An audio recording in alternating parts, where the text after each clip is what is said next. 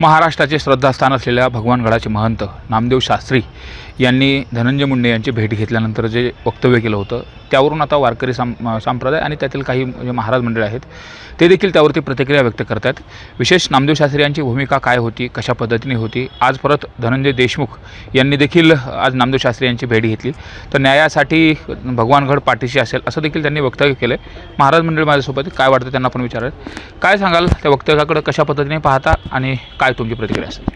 ते अगोदर जे त्यांनी वक्तव्य केलं होतं त्या वक्तव्याचा आम्ही निंदनीय म्हणून उल्लेख केला होता, परंतु आज जी धनंजय देशमुख साहेबांनी जी महंतांची भेट घेतली त्या भेटीमध्ये अतिशय सविस्तर त्यांची चर्चा झाली। त्याच्यामध्ये महंतांनी जसं भगवानगडाला आज जी परंपरा लाभलेली आहे वर्षानुवर्षाची की सगळ्यांना सोबत घेऊन सगळे गुण्यागोविंदानं आनंदानं त्या ठिकाणी भगवानगडाची भक्ती करतात, तिथून वारकरी संप्रदायाचा विचार घेतात, वारकरी संप्रदायाची दीक्षा घेतात, असा हा पवित्र मानला जाणारा गड आहे। आणि ह्या गडाच्या महंतांनी काहीतरी वेगळं बोलणं हे थोडं वारकरी संप्रदायाला वेगळं वाटलं होतं, पण ज्यावेळेस धनंजय दादांची आणि महंतांची भेट झाली ती ही खूप स्वागतप्रिय आहे, समाधानकारक आहे की एक एवढ्या महाराष्ट्रातील ज्ञानेश्वरीवरती गाढे अभ्यासक असणारे, ज्यांच्याकडे वारकरी संप्रदायाचे जे काही नवीन वारकरी आहेत, नवीन महाराज मंडळी आहे, ते एक श्रद्धेनं पाहतं, आदराने त्या ठिकाणी महंतांकडे पाहिलं जातं आणि त्यांची ही जी आजची जी भूमिका आहे ही खूप समाधानकारक आहे। त्यांना आम्ही तर मनोभावाने त्यांचं म्हणजे आमचं तर मनाचं समाधान झालेलं आहे की महंतांनी एवढी चांगली, ज्यांना ती न्यायचार्य ही जी पदवी आहे महंतांना, तर खरंच आज असं वाटायला लागलं की त्यांना ती पदवी शोभते। आणि त्यांनी जसं गडाची वर्षानुवर्षे जी परंपरा आहे, भगवानगडाची मोठी परंपरा आहे, आध्यात्मिक क्षेत्रामध्ये भगवान बाबांचं देखील काम खूप मोठं आहे। मात्र ज्यावेळेस मागच्या वेळेस ज्या पद्धतीने त्यांनी वक्तव्य केलं होतं, विशेषतः त्यांनी भगवानगडावरून कुठलाही राजकीय कार्यक्रम होणार नाही, राजकारणातला पंकजाताईंचा देखील दसरा मेळावा त्या ठिकाणी त्यांनी थांबवून परत दुसरीकडे घ्यायला सांगितला होता। मग त्यानंतर त्यांनी घेतलेली ही भूमिका ही राजकीय होती असं तुम्हाला वाटतं? नाही, त्याच्यात राजकीय ते जरी नाही म्हणत असले तर ते राजकीय अंग वाटत होतं।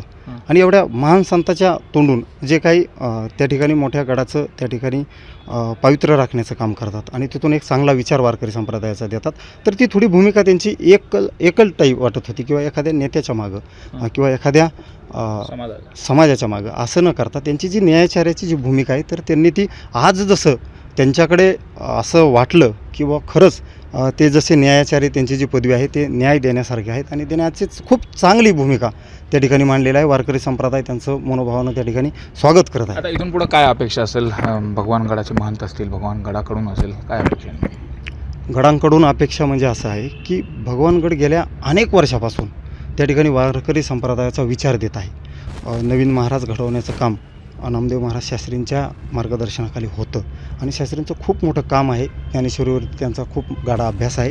तर आता त्यांच्याकडून असंच वारकरी संप्रदायाचं जे परंपरेनुसार संत भगवान बाबापासून संत भीमसेन बाबांपासून ते नामदेव शास्त्री महाराजांपर्यंत ह्या सगळ्यांचं जे काही काम सुरू आहे असंच काम त्या ठिकाणी त्यांच्या हातून पुढून व्हावं याच पांडुरंगाचरणी प्रार्थना करतो आणि त्यांना शुभेच्छा पण देतो। काय तुमचं प्रतिक्रिया असेल नामदेव शास्त्री महाराजांच्या त्यावेळेसचं वक्तव्य आणि आज त्यांनी धनंजय देशमुख यांची भेट घेतली?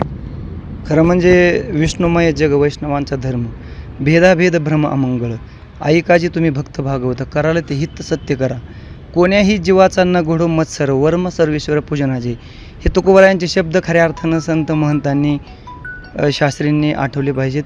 कुठल्याच खऱ्या अर्थानं अपराध्याला जात नसती, धर्म नसतो, मग ती कुठल्या जातीचा असेल, कुठल्या धर्माचा असेल, आणि अपराध्याला कोणी पाठीशी घातलं नाही पाहिजे।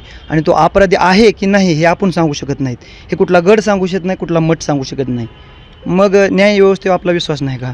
तुम्ही न्यायदेवतेवर संशय आणता का? मग त्या ठिकाणी जेही भविष्यामध्ये कुठल्या समाजाचा एखादा व्यक्ती गुन्हा करील आणि त्या गडाच्या आडलं पण किंवा त्या गडाचा महंतांना काही बोलायला लावीन, तर असं नाही झालं पाहिजे।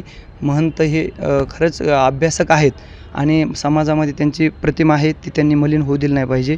त्यांनी त्या ठिकाणी संतांचे विचार पेरण्याचं काम केलं पाहिजे, राजकारणाचा विषय त्यामध्ये आला नाही पाहिजे। राजकारण केलं होतं असं तुम्हाला वाटतंय मागच्या वेळेस?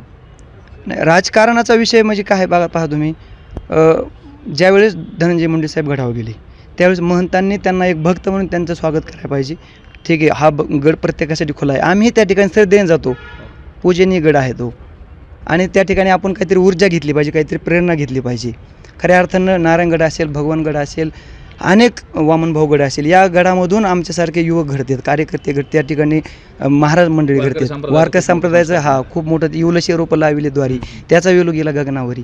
खऱ्या अर्थानं आज समाजाला ही गरज आहे. समाजामध्ये जी दूषित निर्माण झाली, जी दूषित समाज या ठिकाणी होत चालला आहे, ते खऱ्या अर्थानं संतांचे विचारच त्या ठिकाणी शुद्ध करू शकतात.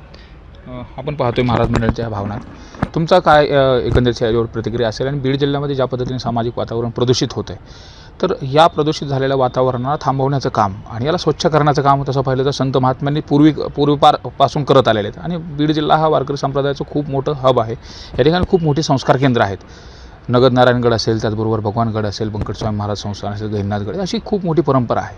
नेमकं कशा पद्धतीनं काय अपेक्षा असेल या सगळ्या महाराज मंडळीकडून? हे थांबवलं कसं पाहिजे? जातीवादाचं विष काय माहिती आहे का, भगवानगडाची जी परंपरा आहे, भगवान बाबापासून आणि भगवान बाबाच्या नंतर महंत भीमसिंग बाबा यांच्यापर्यंत जी परंपरा चालू आलेली होती, कोणती परंपरा? की सर्व जाती धर्मातल्या लोकांवर भगवान बाबा प्रेम करायचे, महंत भीमसिंग बाबा ही प्रेम करायचे, आणि सर्व जाती धर्मातले लोक भगवानगडाला जायचे. आजही तीच परंपरा नामदेव महाराज शास्त्री यांनी चालावी अशी माझी अपेक्षा आहे. भगवान बाबाची, भीमसिंग बाबाची तीच परंपरा चालावी, याच्यापेक्षा मला काही जास्त बोलायचं नाही. काय अपेक्षा असेल महाराज मंडळीकडून? आणि विशेषतः काय असतं, एका अधिकारवाणीने सांगितल्यानंतर लोक ऐकतात.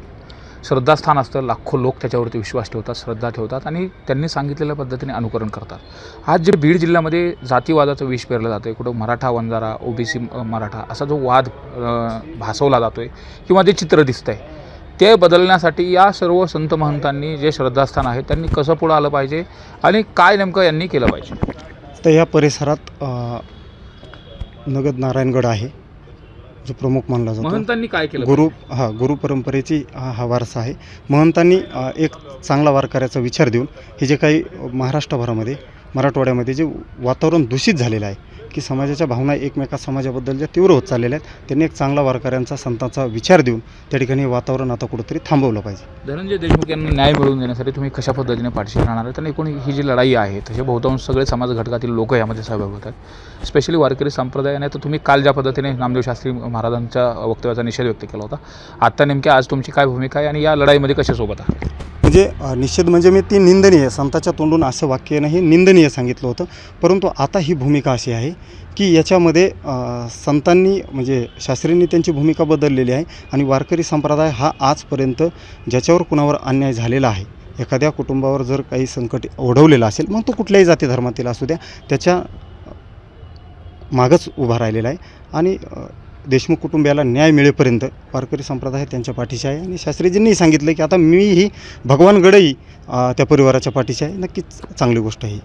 आपण पाहतोय हे बीड जिल्ह्यातील काही महाराज मंडळी आहेत. एकंदरीत संतोष देशमुख हत्या प्रकरणानंतर ज्यावेळेस धनंजय मुंडे हे भगवानगडावरती दर्शनासाठी गेले, त्यानंतर नामदेव शास्त्री यांनी जी प्रतिक्रिया व्यक्त केली होती, त्यावरून समाजामध्ये वेगवेगळ्या प्रतिक्रिया उमटत होत्या. त्यात वारकरी संप्रदायाने सुद्धा त्यांनी जी प्रतिक्रिया व्यक्त केली त्या संदर्भामध्ये खेद व्यक्त केला होता. त्यानंतर आता नामदेव शास्त्री यांच्या आज धनंजय देशमुख यांनी भेट घेतली. त्यानंतर सगळा काही जो घटनाक्रम होता, हत्या कशा पद्धतीने झाली हे सांगितल्यानंतर शास्त्रीजींनी न्याय मिळेपर्यंत या देशमुख कुटुंबाच्या पाठीशी असेल ही भूमिका घेतल्यानंतर वारकरी संप्रदायामधून त्याचं देखील स्वागत केलं जाते.